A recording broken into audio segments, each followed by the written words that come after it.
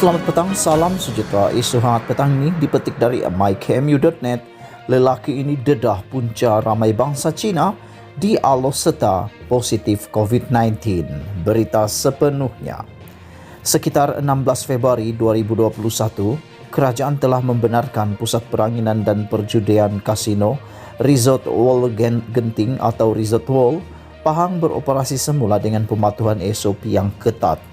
Melegakan juga apabila kerajaan telah membenarkan aktiviti pelancongan antara negeri ke negeri di bawah Perintah Kawalan Pergerakan Pemulihan PKPP melalui agensi pelancongan yang berdaftar bermula pada 9 Mac lalu. Namun kelonggaran ini telah disalahguna oleh pihak Resort World Genting. Terbaru, rombongan bas dari Aloseta Kedah ke Pusat Peranginan Resort World Genting Pahang pada pertengahan April lalu telah mencetuskan kluster COVID-19 setelah didapati ada peserta rombongan yang positif virus ini. Menurut Pengerusi Jawatan Kuasa Kesihatan dan Kerajaan Tempatan Negeri Kedah, Muhammad Hayati Othman berkata, terdapat peserta rombongan yang disahkan positif COVID-19 pada 30 April lalu setelah menaiki bas pelancongan secara beramai-ramai menuju ke pusat peranginan tersebut. Rata-rata mereka yang positif COVID-19 ini merupakan penduduk Taman Lengkuas Simpang 4. Jadi kes positif berkenan diletak di bawah kluster Dah Lengkuas. Selepas pulang, ada peserta rombongan yang melakukan saringan COVID-19 dan pada peringkat awal seramai 7 individu telah positif. Ini menyebabkan usaha mengesan kontak rapat terus dilakukan, katanya kepada Harian Metro. Setakat 7 Mei lalu, seramai 16 individu disahkan positif COVID-19 selepas ujian saringan dilakukan ke atas 28 peserta rombongan tersebut.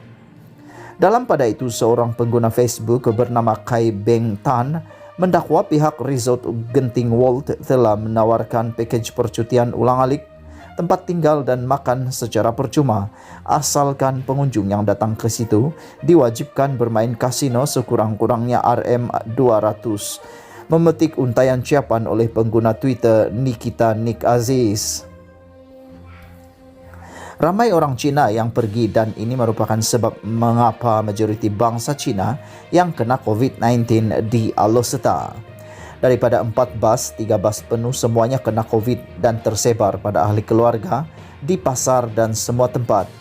Kita tuduh Melayu pergi pasar macam pasar malam cetus kluster. Tetapi kita sendiri yang berhimpit-himpit dalam bas sekurang-kurangnya 13 jam hanya sebab mahu berjudi. Malulah Cina, jelas Kai Beng Tan menerusi tangkapan layar yang dikongsikan oleh Nikita Nick Aziz.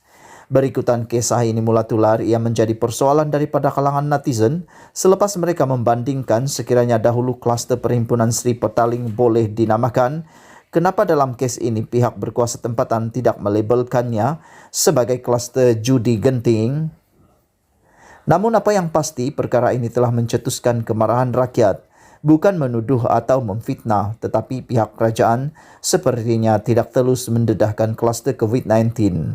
Begitu juga pihak pengurusan pusat kasino tersebut yang nampak seperti mahu menjaga imej dan nama baik Resort World Genting dengan menutup cerita mengenai kes jangkitan COVID-19 yang menular melibatkan rombongan bas dari Aloseta yang datang ke situ untuk berjudi.